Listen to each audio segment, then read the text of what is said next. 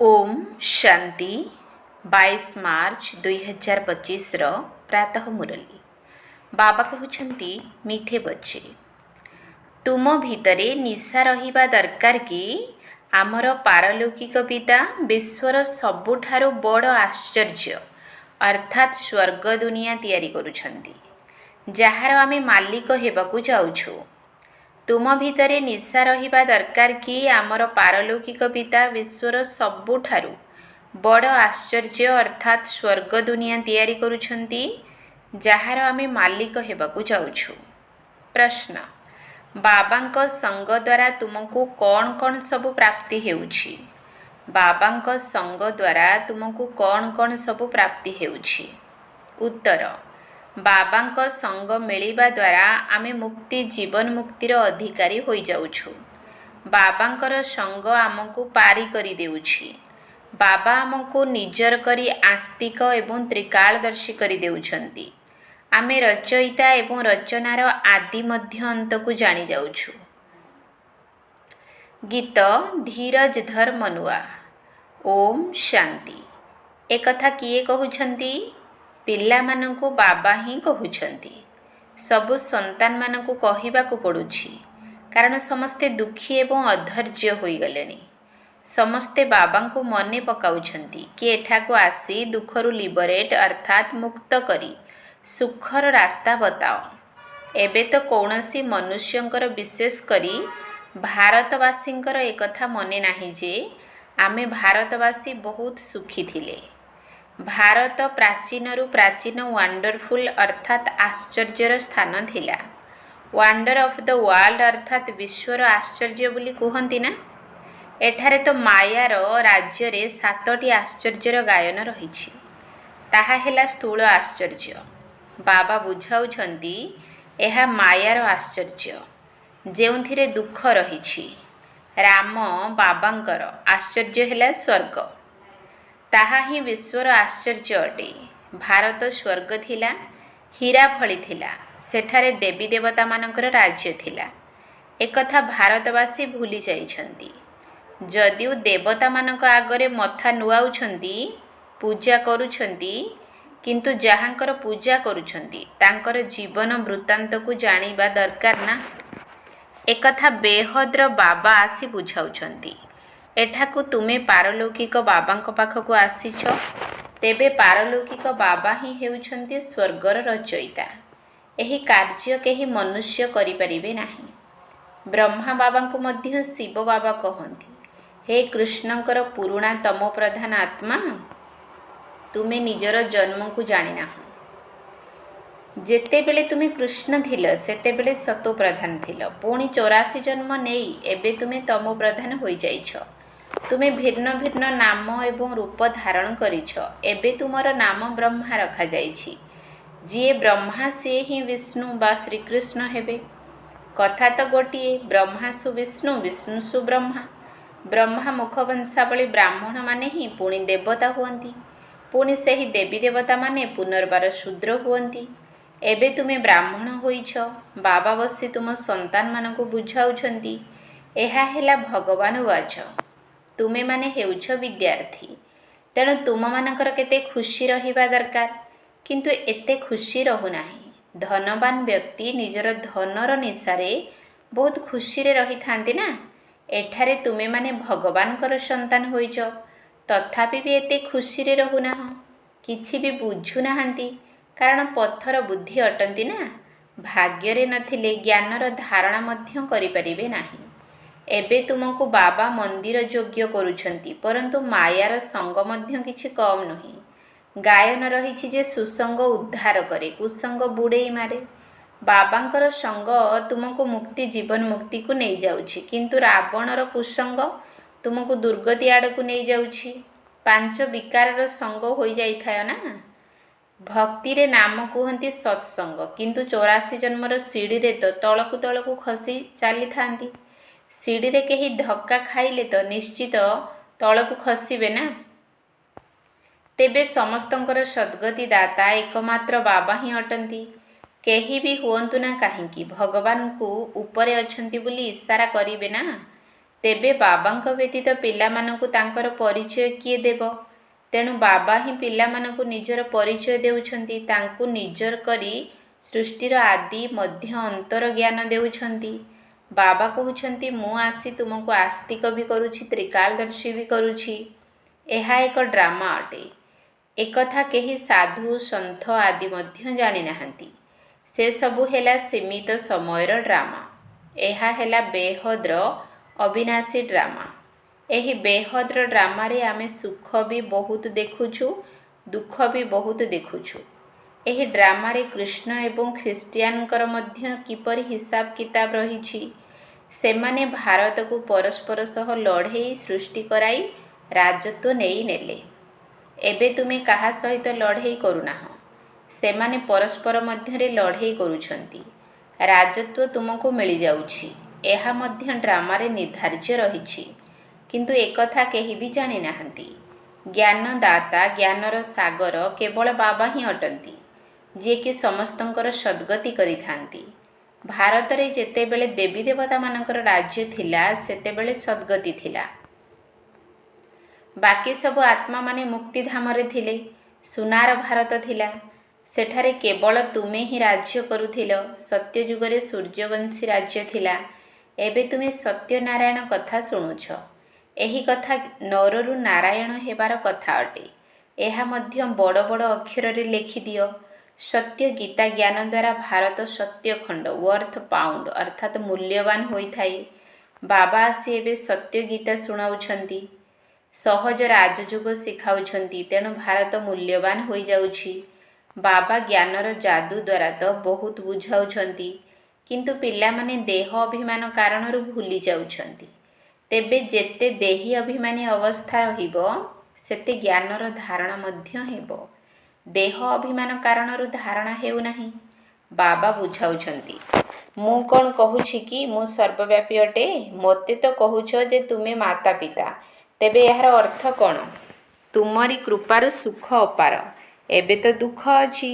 ତେବେ ଏହି ଗାୟନ କେଉଁ ସମୟର, ଏକଥା ମଧ୍ୟ ବୁଝୁନାହାନ୍ତି। ଯେମିତି ପକ୍ଷୀ ଚୁଁ ଚୁଁ କରିଥାନ୍ତି, କିନ୍ତୁ ତାର ଅର୍ଥ କିଛି ନଥାଏ। ସେମିତି ଏମାନେ ମଧ୍ୟ ଚୁଁ ଚୁଁ କରୁଛନ୍ତି, ଅର୍ଥ କିଛି ବି ଜାଣିନାହାନ୍ତି।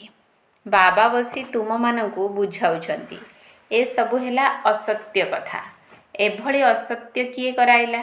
ରାବଣ। ଭାରତ ସତ୍ୟଖଣ୍ଡ ଥିଲା, ତେଣୁ ସମସ୍ତେ ସତ୍ୟ କଥା କହୁଥିଲେ। ଚୋରି ଠକାମି ଆଦି କିଛି ବି ନଥିଲା। ଏଠାରେ କେତେ ଚୋରି ଆଦି କରୁଛନ୍ତି। ଦୁନିଆରେ ତ ଠକାମି ହିଁ ଠକାମି ରହିଛି। ଏହାକୁ କୁହାଯାଏ ପାପର ଦୁନିଆ, ଦୁଃଖର ଦୁନିଆ। ସତ୍ୟଯୁଗକୁ କୁହାଯାଏ ସୁଖର ଦୁନିଆ। ଏହା ହେଲା ବିକାରୀ ବେଶ୍ୟାଳୟ, ସତ୍ୟଯୁଗ ହେଲା ଶିବାଳୟ। ବାବା କେତେ ଭଲ ଭାବରେ ବସି ବୁଝାଉଛନ୍ତି। ନାମ ମଧ୍ୟ କେତେ ଭଲ, ବ୍ରହ୍ମା କୁମାରୀ ଈଶ୍ୱରୀୟ ବିଶ୍ୱବିଦ୍ୟାଳୟ। ଏବେ ବାବା ଆସି ବୁଦ୍ଧିବାନ କରୁଛନ୍ତି। କହୁଛନ୍ତି, ଏହି ବିକାର ଉପରେ ବିଜୟୀ ହୁଅ, ତେବେ ତୁମେ ଜଗତ ଜିତ୍ ହୋଇଯିବ। ଏହି କାମ ହିଁ ମହାଶତ୍ରୁ ଅଟେ। ପିଲାମାନେ ମଧ୍ୟ ଏଥିପାଇଁ ଡାକୁଛନ୍ତି କି ଆସି ଆମକୁ ଦେବୀ ଦେବତା କର। ବାବାଙ୍କର ଯଥାର୍ଥ ମହିମାକୁ ତୁମେ ସନ୍ତାନମାନେ ହିଁ ଜାଣିଛ। ମନୁଷ୍ୟମାନେ ତ ବାବାଙ୍କୁ ଜାଣିନାହାନ୍ତି କିମ୍ବା ବାବାଙ୍କର ମହିମାକୁ ମଧ୍ୟ ଜାଣିନାହାନ୍ତି। ତୁମେ ଜାଣିଛ ଯେ ସିଏ ହେଲେ ପ୍ରେମର ସାଗର। ବାବା ତୁମ ସନ୍ତାନମାନଙ୍କୁ ଏତେ ଜ୍ଞାନ ଶୁଣାଉଛନ୍ତି, ଏହା ହିଁ ତାଙ୍କର ସ୍ନେହ ଅଟେ। ଶିକ୍ଷକ ଛାତ୍ରମାନଙ୍କୁ ପାଠ ପଢ଼ାଉଛନ୍ତି, ତେଣୁ ଛାତ୍ରମାନେ କ'ଣରୁ କ'ଣ ହୋଇଯାଉଛନ୍ତି। ତୁମମାନଙ୍କୁ ମଧ୍ୟ ବାବାଙ୍କ ଭଳି ସ୍ନେହର ସାଗର ହେବାକୁ ପଡ଼ିବ। ସମସ୍ତଙ୍କୁ ବହୁତ ସ୍ନେହର ସହିତ ବୁଝାଇବାକୁ ହେବ। ବାବା କହୁଛନ୍ତି, ତୁମେ ମଧ୍ୟ ପରସ୍ପରକୁ ସ୍ନେହ କର। ପ୍ରଥମ ନମ୍ବରର ସ୍ନେହ ହେଲା ବାବାଙ୍କର ପରିଚୟ ଦେବା। ତୁମେମାନେ ଗୁପ୍ତ ଦାନ କରୁଛ। ପରସ୍ପରକୁ କେବେ ବି ଘୃଣା କରିବା ଉଚିତ ନୁହେଁ, ନଚେତ୍ ତୁମକୁ ମଧ୍ୟ ଦଣ୍ଡ ଭୋଗ କରିବାକୁ ପଡ଼ିବ। ଯଦି କାହାର ତିରସ୍କାର କରିବ, ତେବେ ଧର୍ମରାଜଙ୍କର ଦଣ୍ଡାମାଡ଼ ଖାଇବାକୁ ପଡ଼ିବ। ତେଣୁ କେବେ ବି କାହାକୁ ଘୃଣା କର ନାହିଁ କିମ୍ବା ତିରସ୍କାର କର ନାହିଁ। ତୁମେମାନେ ଦେହ ଅଭିମାନରେ ଆସିବା ଦ୍ୱାରା ହିଁ ପତିତ ହୋଇଯାଇଛ। ଏବେ ବାବା ଦେହୀ ଅଭିମାନୀ କରୁଛନ୍ତି, ତେଣୁ ତୁମେ ପବିତ୍ର ହୋଇଯାଉଛ। ସମସ୍ତଙ୍କୁ ଏହି କଥା ବୁଝାଅ ଯେ ଏବେ 84 ଜନ୍ମର ଚକ୍ର ପୂରା ହେଲା। ଯିଏ ସୂର୍ଯ୍ୟବଂଶୀ ମହାରାଜା ମହାରାଣୀ ଥିଲେ ସେମାନେ ପୁଣି 84 ଜନ୍ମ ନେଇ ନେଇ ତଳକୁ ଖସି ଖସି ଏବେ ସମ୍ପୂର୍ଣ୍ଣ ଅଧୋପତିତ ହୋଇଯାଇଛନ୍ତି। ଏବେ ବାବା ପୁନର୍ବାର ଆସି ସେମାନଙ୍କୁ ମହାରାଜା ମହାରାଣୀ କରୁଛନ୍ତି। ବାବା କହୁଛନ୍ତି ତୁମେମାନେ କେବଳ ମୋତେ ମନେ ପକାଅ, ତେବେ ପବିତ୍ର ହୋଇଯିବ। ତୁମମାନଙ୍କୁ ଦୟାର ସାଗର ହୋଇ ସାରା ଦିନ ସେବାର ହିଁ ଖିଆଲ କରିବା ଦରକାର। ବାବା ନିର୍ଦ୍ଦେଶ ଦେଇ ଚାଲିଛନ୍ତି, ମିଠା ମିଠା ସନ୍ତାନମାନେ ତୁମେମାନେ ଦୟାର ସାଗର ହୋଇ ବିଚରା ଯେଉଁମାନେ ଦୁଃଖୀ ହୋଇଯାଇଛନ୍ତି ସେହି ଦୁଃଖୀ ଆତ୍ମାମାନଙ୍କୁ ସୁଖୀ କର। ସେମାନଙ୍କୁ ବହୁତ ସଂକ୍ଷିପ୍ତରେ ପତ୍ର ଲେଖିବା ଦରକାର। ବାବା କହୁଛନ୍ତି ମୋତେ ମନେ ପକାଅ ଏବଂ ବର୍ଷା ଅର୍ଥାତ୍ ସମ୍ପତ୍ତିକୁ ମନେ ପକାଅ। ତେବେ ସମସ୍ତ ମହିମା ଏକମାତ୍ର ଶିବ ବାବାଙ୍କର। ମନୁଷ୍ୟମାନଙ୍କୁ ବାବାଙ୍କର ମହିମା ବିଷୟରେ ମଧ୍ୟ ଜଣା ନାହିଁ। ତୁମେମାନେ ହିନ୍ଦୀରେ ମଧ୍ୟ ଚିଠି ଲେଖିପାରିବ। ସେବା କରିବା ପାଇଁ ମଧ୍ୟ ପିଲାମାନଙ୍କର ସାହସ ଦରକାର। ବହୁତ ଅଛନ୍ତି ଯେଉଁମାନେ ଆତ୍ମଘାତ କରୁଛନ୍ତି, ସେମାନଙ୍କୁ ମଧ୍ୟ ତୁମେ ବୁଝାଇ ପାରିବ ଜୀବଘାତ କରିବା ମହାପାପ ଅଟେ। ଏବେ ଶିବ ବାବା ହିଁ ତୁମମାନଙ୍କୁ ଶ୍ରୀମତ ଦେଉଛନ୍ତି। ସେ ହେଲେ ଶ୍ରୀ ଶ୍ରୀ ଶିବ ବାବା। ତୁମକୁ ଶ୍ରୀ ଲକ୍ଷ୍ମୀ ଶ୍ରୀ ନାରାୟଣ କରୁଛନ୍ତି। ଶ୍ରୀ ଶ୍ରୀ ତ ଏକମାତ୍ର ବାବା ହିଁ ଅଟନ୍ତି। ସେ କେବେ ଜନ୍ମ ମରଣ ଚକ୍ରରେ ଆସନ୍ତି ନାହିଁ। ବାକି ତୁମମାନଙ୍କୁ ଶ୍ରୀର ଉପାଧି ମିଳିଥାଏ। ଆଜିକାଲି ତ ସମସ୍ତଙ୍କୁ ଶ୍ରୀର ଉପାଧି ଦେଇ ଦେଉଛନ୍ତି। କାହିଁ ସେ ନିର୍ବିକାରୀ ଦେବତା ଏବଂ କାହିଁ ଇଏ ବିକାରୀ ମନୁଷ୍ୟ? ରାତି ଦିନର ଫରକ ରହିଛି। ବାବା ପ୍ରତିଦିନ ବୁଝାଇ ଚାଲିଛନ୍ତି। ପ୍ରଥମେ ଦେହୀ ଅଭିମାନୀ ହୁଅ ଓ ସମସ୍ତଙ୍କ ନିକଟରେ ବାବାଙ୍କର ସନ୍ଦେଶ ପହଞ୍ଚାଅ। ତୁମେମାନେ ମଧ୍ୟ ସନ୍ଦେଶ ବାହକଙ୍କର ସନ୍ତାନ ଅଟ। ସମସ୍ତଙ୍କର ସଦ୍ଗତି ଦାତା କେବଳ ଜଣେ ହିଁ ଅଟନ୍ତି। ବାକି ଅନ୍ୟ ଧର୍ମସ୍ଥାପକମାନଙ୍କୁ କ'ଣ ଗୁରୁ କୁହାଯିବ? ସଦ୍ଗତି ଦାତା ତ କେବଳ ଜଣେ ହିଁ ଅଟନ୍ତି। ଆଚ୍ଛା, ମିଠା ମିଠା ଶିଖିଲଧେ ସନ୍ତାନମାନଙ୍କ ପ୍ରତି ମାତା ପିତା ବାପଦାଦାଙ୍କର ମଧୁର ସ୍ନେହ ସମ୍ପନ୍ନ ଶୁଭେଚ୍ଛା ଏବଂ ସୁପ୍ରଭାତ। ଆତ୍ମିକ ପିତାଙ୍କର ଆତ୍ମିକ ସନ୍ତାନମାନଙ୍କୁ ନମସ୍ତେ। ଆତ୍ମିକ ସନ୍ତାନମାନଙ୍କର ଆତ୍ମିକ ବାପଦାଦାଙ୍କୁ ନମସ୍ତେ ନମସ୍ତେ ନମସ୍ତେ। ସୁପ୍ରଭାତ। ଧାରଣା ପାଇଁ ମୁଖ୍ୟ ସାର। 1 ନମ୍ବର ପଏଣ୍ଟ, କାହାକୁ ବି ଘୃଣା କରିବାର ନାହିଁ। ଦୟାଶୀଳ ହୋଇ ଦୁଃଖୀ ଆତ୍ମାମାନଙ୍କୁ ସୁଖୀ କରିବାର ସେବା କରିବାକୁ ହେବ। ବାବାଙ୍କ ସମାନ ମାଷ୍ଟର ପ୍ରେମର ସାଗର ହେବାକୁ ପଡ଼ିବ। କାହାକୁ ବି ଘୃଣା କରିବାର ନାହିଁ। ଦୟାଶୀଳ ହୋଇ ଦୁଃଖୀ ଆତ୍ମାମାନଙ୍କୁ ସୁଖୀ କରିବାର ସେବା କରିବାକୁ ହେବ। ବାବାଙ୍କ ସମାନ ମାଷ୍ଟର ପ୍ରେମର ସାଗର ହେବାକୁ ପଡ଼ିବ। 2 ନମ୍ବର ପଏଣ୍ଟ, ଭଗବାନଙ୍କର ଆମେ ସନ୍ତାନ ଅଟୁ। ଏହି ନିଶା ବା ଖୁସିରେ ରହିବାକୁ ହେବ। କେବେ ବି ମାୟାର ଓଲଟା ସଙ୍ଗ କରିବାର ନାହିଁ। ଦେହୀ ଅଭିମାନୀ ହୋଇ ଜ୍ଞାନର ଧାରଣା କରିବାକୁ ହେବ। ଭଗବାନଙ୍କର ଆମେ ସନ୍ତାନ ଅଟୁ। ଏହି ନିଶା ବା ଖୁସିରେ ରହିବାକୁ ହେବ। କେବେ ବି ମାୟାର ଓଲଟା ସଙ୍ଗ କରିବାର ନାହିଁ। ଦେହୀ ଅଭିମାନୀ ହୋଇ ଜ୍ଞାନର ଧାରଣା କରିବାକୁ ହେବ। 2 ନମ୍ବର ପଏଣ୍ଟ, ବାବାଙ୍କ ସମାନ ବରଦାନୀ ହୋଇ ପ୍ରତ୍ୟେକଙ୍କର ହୃଦୟକୁ ଆରାମ ଦେଉଥିବା ମାଷ୍ଟର ଦିଲାରାମ ହୁଅ। ବାବାଙ୍କ ସମାନ ବରଦାନୀ ହୋଇ ପ୍ରତ୍ୟେକଙ୍କର ହୃଦୟକୁ ଆରାମ ଦେଉଥିବା ମାଷ୍ଟର ଦିଲାରାମ ହୁଅ। ଯେଉଁମାନେ ବାବାଙ୍କ ସମାନ ବରଦାନୀ ମୂରତ ସନ୍ତାନ, ସେମାନେ କେବେ ବି କାହାର ଦୋଷ ଦୁର୍ବଳତାକୁ ଦେଖନ୍ତି ନାହିଁ। ସେମାନେ ସମସ୍ତଙ୍କ ପ୍ରତି ଦୟାଶୀଳ ହୋଇଥାନ୍ତି। ଯେପରି କାହାର ଦୋଷ ଦୁର୍ବଳତା ଅନ୍ତରରେ ସ୍ଥାନ ଦିଅନ୍ତି ନାହିଁ, ସେହିପରି ବରଦାନୀ ମୂରତ ପିଲାମାନେ ମଧ୍ୟ କାହାର ଦୋଷ ଦୁର୍ବଳତାକୁ ହୃଦୟରେ ସ୍ଥାନ ଦିଅନ୍ତି ନାହିଁ। ସେମାନେ ସମସ୍ତଙ୍କର ଦିଲକୁ ଆରାମ ଦେଉଥିବା ମାଷ୍ଟର ଦିଲାରାମ ହୋଇଥାନ୍ତି। ସେଥିପାଇଁ ସାଥୀ ହୁଅନ୍ତୁ ବା ପ୍ରଜା, ସମସ୍ତେ ତାଙ୍କର ଗୁଣଗାନ କରିଥାନ୍ତି। ସମସ୍ତଙ୍କ ଭିତରୁ ଏହି ଆଶୀର୍ବାଦ ବାହାରିଥାଏ ଯେ ଇଏ ଆମର ସଦା ସ୍ନେହୀ ଏବଂ ସହଯୋଗୀ ଅଟନ୍ତି। ସ୍ଲୋଗାନ, ସଙ୍ଗମ ଯୁଗରେ ଶ୍ରେଷ୍ଠ ଆତ୍ମା ତାଙ୍କୁ କୁହାଯିବ ଯିଏ ସର୍ବଦା ଚିନ୍ତାମୁକ୍ତ ସମ୍ରାଟ ଅଟନ୍ତି। ସଙ୍ଗମ ଯୁଗରେ ଶ୍ରେଷ୍ଠ ଆତ୍ମା ତାଙ୍କୁ କୁହାଯିବ ଯିଏ ସର୍ବଦା ଚିନ୍ତାମୁକ୍ତ ସମ୍ରାଟ ଅଟନ୍ତି। ମାତେଶ୍ୱରୀଜୀଙ୍କର ଅନମୋଲ ମହାବାକ୍ୟ। 1 ନମ୍ବର ପଏଣ୍ଟ, ଜ୍ଞାନୀ ତ ଆତ୍ମା ସନ୍ତାନମାନଙ୍କ ଦ୍ୱାରା ଭୁଲ ହେଲେ 100 ଗୁଣା ଦଣ୍ଡ। ଏହି ଅବିନାଶୀ ଜ୍ଞାନ ଯଜ୍ଞକୁ ଆସି ସାକ୍ଷାତ୍ ପରମାତ୍ମାଙ୍କର ହାତ ଧରି ଯଦି କୌଣସି କାରଣ ଅକାରଣରୁ ବିକର୍ମ ହୋଇଯିବ ତେବେ ତାହାର ବହୁତ କଡ଼ା ଦଣ୍ଡ ଭୋଗ କରିବାକୁ ପଡ଼ିବ। ଯେପରି ଜ୍ଞାନ ମାର୍ଗରେ ଚାଲିଲେ ତାଙ୍କୁ 100 ଗୁଣା ଫାଇଦା ରହିଛି, ସେହିପରି କୌଣସି ଭୁଲ ହୋଇଗଲେ 100 ଗୁଣା ଦଣ୍ଡ ମଧ୍ୟ ରହିଛି। ସେଥିପାଇଁ ବହୁତ ଖବରଦାର ରହିବାକୁ ପଡ଼ିବ। ଯଦି ବାରମ୍ବାର ଭୁଲ ହୋଇ ଚାଲିବ ତେବେ ଶକ୍ତିହୀନ ହୋଇଯିବ। ସେଥିପାଇଁ ଛୋଟ ଛୋଟ ଭୁଲକୁ ମଧ୍ୟ ଜାଣିବାକୁ ହେବ ଏବଂ ପରୀକ୍ଷଣ କରି ଆଗକୁ ଯେପରି ସେହି ଭୁଲ ଆଉ ନ ହେବ ସେଥିପ୍ରତି ଧ୍ୟାନ ଦେଇ ଚାଲୁଥାଅ। ଦେଖ, ଯେପରି ଯଦି କେହି ବୁଦ୍ଧିମାନ ବିଶେଷ ବ୍ୟକ୍ତି ଭୁଲ କରନ୍ତି ତେବେ ତାଙ୍କ ପାଇଁ ବହୁତ କଡ଼ା ଦଣ୍ଡର ବିଧାନ ରହିଥାଏ ଏବଂ ଅଧୋପତିତ ବ୍ୟକ୍ତି ଯଦି ଖରାପ କର୍ମ କରେ ତେବେ ତାଙ୍କ ପାଇଁ ଏତେ କଡ଼ା ଦଣ୍ଡ ବିଧାନ ନଥାଏ। ଏବେ ତୁମେମାନେ ନିଜକୁ ପରମାତ୍ମାଙ୍କର ସନ୍ତାନ ବୋଲି କହୁଛ, ତେଣୁ ତୁମମାନଙ୍କୁ ମଧ୍ୟ ସେତିକି ଦୈବୀଗୁଣ ଧାରଣ କରିବାକୁ ପଡ଼ିବ। ସତ୍ୟ ପିତାଙ୍କ ନିକଟକୁ ଆସୁଛ, ତେଣୁ ସେତିକି ସଚ୍ଚା ହୋଇ ରହିବାକୁ ହେବ। 2 ନମ୍ବର ପଏଣ୍ଟ, ପରମାତ୍ମା ଜାନିଜାନନହାର ଅର୍ଥାତ୍ ଅନ୍ତର୍ଯ୍ୟାମୀ କିପରି ଅଟନ୍ତି? ଲୋକମାନେ କହୁଛନ୍ତି ପରମାତ୍ମା ଅନ୍ତର୍ଯ୍ୟାମୀ। ତେବେ ଅନ୍ତର୍ଯ୍ୟାମୀର ଅର୍ଥ ଏହା ଯେ ନୁହେଁ ସିଏ ସମସ୍ତଙ୍କର ହୃଦୟର କଥାକୁ ଜାଣନ୍ତି, କିନ୍ତୁ ସୃଷ୍ଟି ରଚନାର ଆଦି ମଧ୍ୟ ଅନ୍ତର ଜ୍ଞାତା ଅଟନ୍ତି। ଜାଣିବାକୁ ଏପରି ନୁହେଁ ଯେ ସେ ସମସ୍ତଙ୍କର ହୃଦୟକୁ ଜାଣିଛନ୍ତି। ବାକି ଏପରି ନୁହେଁ ଯେ ପରମାତ୍ମା ରଚୟିତା, ପାଳନକର୍ତ୍ତା ଏବଂ ସଂହାରକର୍ତ୍ତା ଅଟନ୍ତି। ତେବେ ଏହାର ଅର୍ଥ ହେଲା ପରମାତ୍ମା ସୃଷ୍ଟିକର୍ତ୍ତା, ଖୁଆଇଥାନ୍ତି ଏବଂ ମାରିଥାନ୍ତି ମଧ୍ୟ, କିନ୍ତୁ ବାସ୍ତବରେ ଏଭଳି କିଛି ନୁହେଁ। ମନୁଷ୍ୟ ନିଜର କର୍ମର ହିସାବ ଅନୁସାରେ ଜନ୍ମ ନେଇଥାନ୍ତି। ଏହାର ଅର୍ଥ ଏପରି ନୁହେଁ କି ପରମାତ୍ମା ସମସ୍ତଙ୍କର ଖରାପ ସଂକଳ୍ପ ବା ଭଲ ସଂକଳ୍ପକୁ ଜାଣିବେ। ସେ ତ ଜାଣିଛନ୍ତି କି ଅଜ୍ଞାନୀ ମନୁଷ୍ୟମାନଙ୍କର ହୃଦୟରେ କ'ଣ ଚିନ୍ତାଧାରା ଥିବ।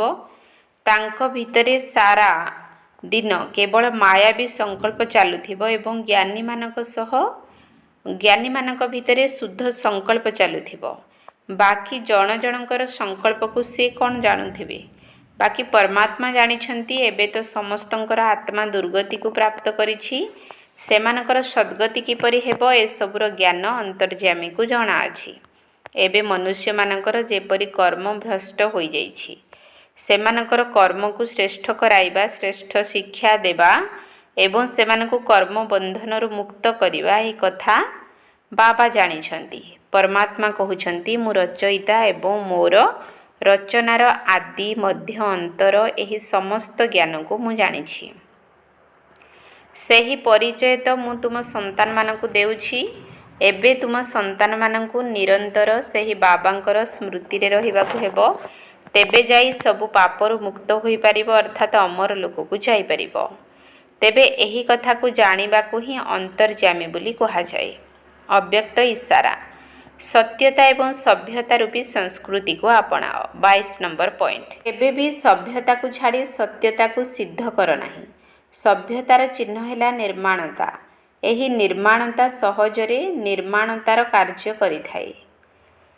ଯେ ପର୍ଯ୍ୟନ୍ତ ନିର୍ମାଣ ହୋଇନାହଁ ସେ ପର୍ଯ୍ୟନ୍ତ ନିର୍ମାଣ କରିପାରିବ ନାହିଁ।